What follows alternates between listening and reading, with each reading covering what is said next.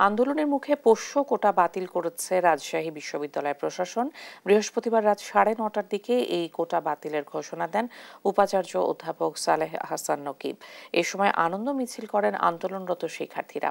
দিনভর আন্দোলন শেষে রাতে পোষ্য কোটা বাতিলের ঘোষণা দেওয়ার পর মুক্ত হয়েছেন আটকে পড়া 2 উপ উপাচার্য ও কর্মকর্তা-কর্মচারীরা।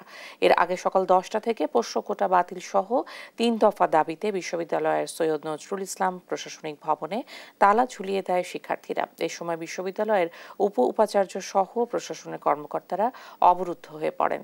কোটা বাতিলের ঘোষণার পর আনন্দ মিছিল করেন শিক্ষার্থীরা।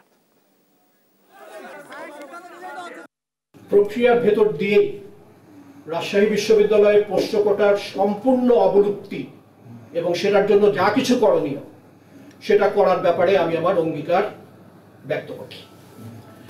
আমি এখন যে জিনিসটি আমার ছাত্রদের কাছে চাই এবং এটা তাদের দিতে হবে, তাদের ভিতরে যদি শ্রদ্ধাবোধ মানবিকতা থাকে তাহলে যে 100 জন মানুষকে 10 ঘন্টার বেশি সময় ধরে আটকে রাখা হয়েছে, 200 নানান বয়সের নারী পুরুষ, তাদের প্রত্যেককে সসম্মানে বের হয়ে যাওয়ার সুযোগ দিতে হবে। এটা নেগোশিয়েবল না।